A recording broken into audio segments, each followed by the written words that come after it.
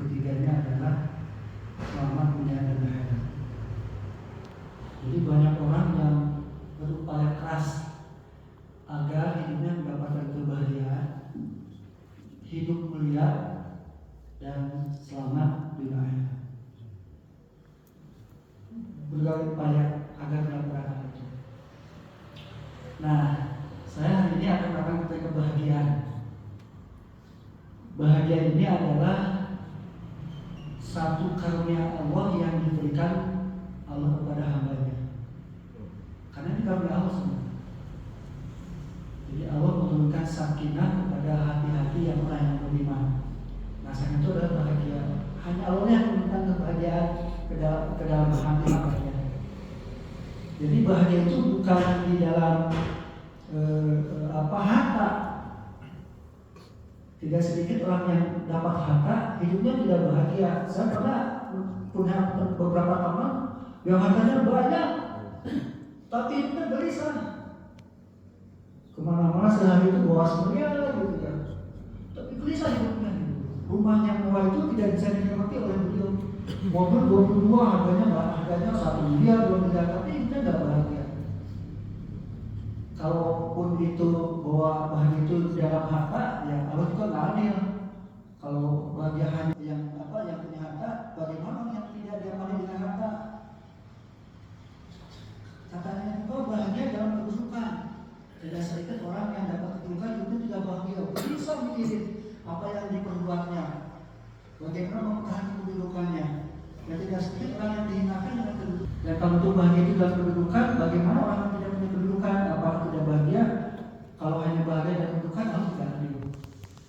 Banyak orang yang kebagian katanya kalau bahagia itu orang yang kalau sudah beristri itu bahagia.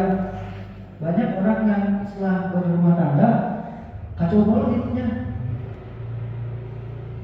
Baru juga 3 bulan, 4 bulan bercerai. Kita lihat di medsos banyak. Banyak orang yang mengatakan bahwa bahagia itu kalau sudah punya anak, seperti Ustaz Mudori di Malaysia. Ada orang yang punya pikir kita anak karena ingin bahagia. Tapi ketika anak banyak, dia minta lagi. Jangan sampai jadi dimusnahkan karena banyak tidak sedikit orang yang punya anak, anaknya bermasalah dan membuat pusing. Ya, jadi sebenarnya bahagia itu adalah karena Allah yang diberikan kepada kita.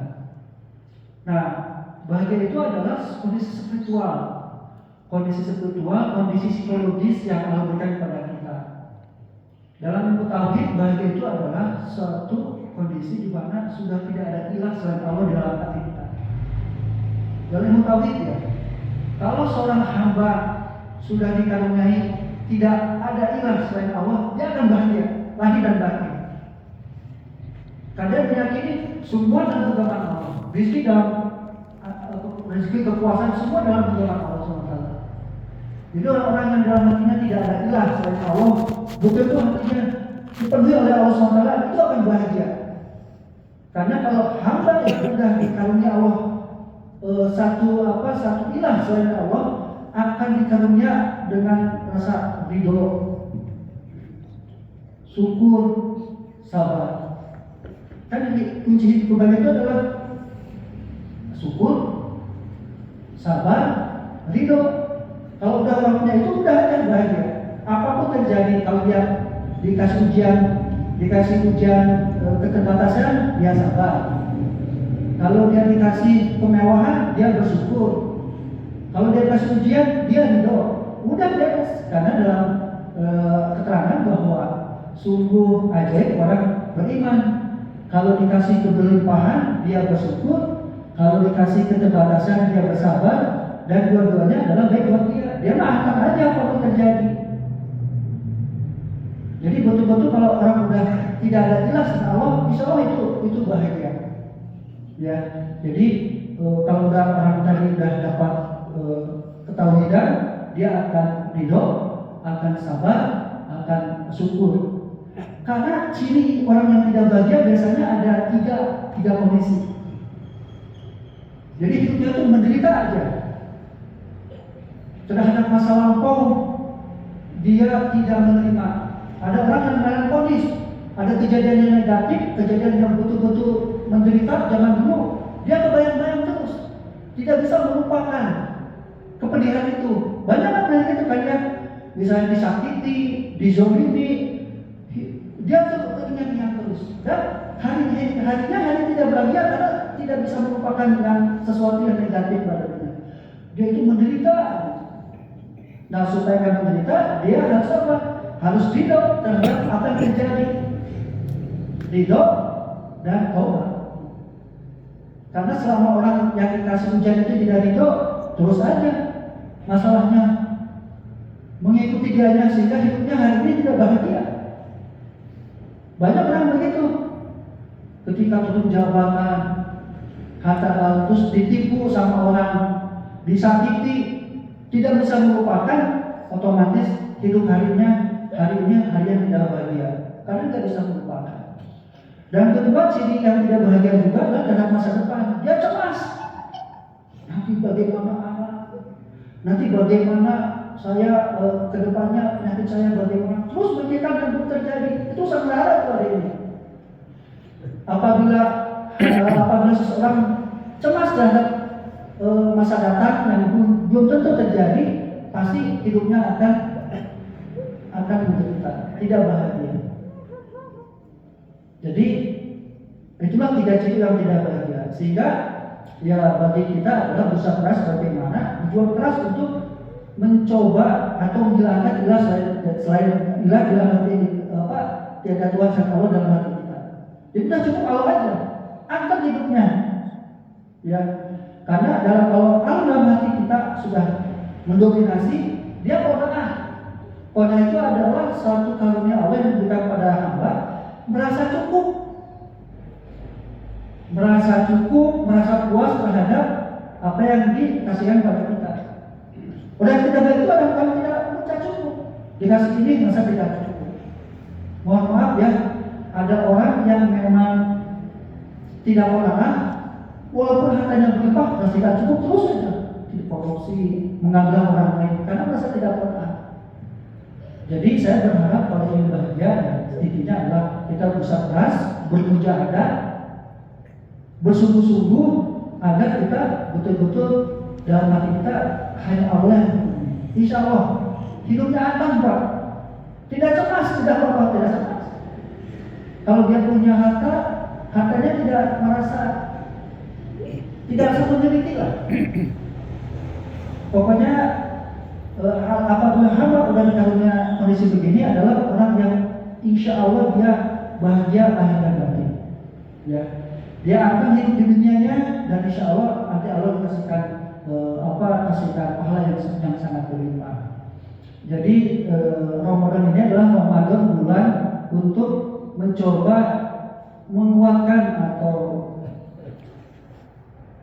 mencoba mengamalkan amalan-amalan yang betul akan mendominasi hati kita, yaitu Allah Subhanahu wa taala lewat sedekah, ya, lewat jadi lewat sedekah. Biasanya kalau Ramadan itu sedekah, terus sholat dan baca Al-Quran. Yang mudah-mudahan sekarang adalah ini sedekahnya. Ramadan itu bulan biasanya Ramadan itu ada 3 ciri khas: sedekah, memperbaiki sholat, dan ketiganya adalah membaca Quran. Nah, orang-orang yang sedekah, orang-orang yang terus memperbaiki sholatnya, sholat khusyuk, membaca Quran, memahami dan mengamalkan, selalu dikasihkan sakinah. Ya.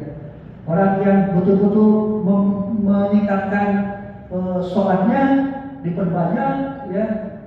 Terus keduanya adalah memperbanyak sedekah, memperbanyak baca Quran.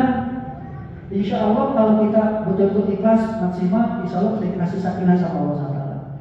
Di sini nih di Ataqwa ada program bagus nih. Ada program untuk kataku ya. Ini menghafal Quran nih. Ada berapa orang Paus? 7 ini setiap hari baca Quran di sini. Jadi imam, jadi penceramah, terus ada pesantren kilat, ada perbaikan ini. Bagi orang-orang pemburu kebahagiaan itu dikejar.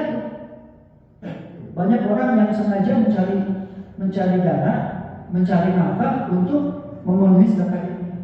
Nah, dalam kesempatan ini kami dari DKM At-Taqwa mengajak, ini ada program nih. Semoga kebaikan-kebaikan dari penghafal Quran, kebaikan-kebaikan dari para santri-santri yang belajar di sini, kebaikan-kebaikan yang ada kegiatan di sini, pahalanya mengalir. Ya. Jadi kalau ada kegiatan baik, kegiatan ibadah itu, kita harus betul-betul berlomba. Ya, bagi ada seorang ini tambah sedikit lagi, ada seorang dosen di Mesir, dosen itu hartanya alhamdulillah gajinya cukup.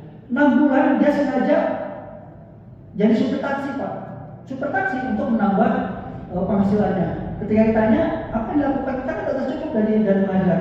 Sengaja dia kumpulkan untuk bisa bersedekah di bulan Ramadan, untuk bersedekah di bulan Ramadan. Karena mudah-mudahan dengan sedekah ini saya mendapatkan kebahagiaan. Nah, alhamdulillah DKM ini memberikan dana berapa Pak? Ramadan itu berapa? 30 juta ya? Ada 30 juta ya? DKM At-Taqwa itu memberikan 30 juta. Semoga siapapun yang bersedekah, mudah-mudahan segala amal, segala kebaikan yang ada di At-Taqwa ini ngalir pahalanya. Jelas nanti. Berapa pun nilainya itu sekarang? 100.000 semampu. Baik, saya kebayang ya, orang-orang yang jadi imam, ustaz-ustaz yang dari penghafal Quran terus jadi imam, terus orang merasa bahagia, merasa khusyuk, ininya pahalanya ngalir. Karena dibiayai oleh sedekah para bapak-bapak. Masjid juga ada beberapa renovasi, sehingga setiap kebaikan dari masjid ini pahalanya ngalir. Mudah-mudahan dalam kesempatan ini saya mengajak, ayo 30 juta ini kita mengumpulkan beberapa nih, 15 juta lagi. Program ini bisa berhasil. Semoga siapapun yang bersedekah di At-Taqwa ini, setiap kebaikan yang ada di sini pahalanya mengalir. Mumpung bulan Ramadan pahalanya dikali 10. Yang karena kita menjadi bagian dalam kebaikan ini. Sekian, assalamualaikum warahmatullahi wabarakatuh. Waalaikumsalam warahmatullahi wabarakatuh.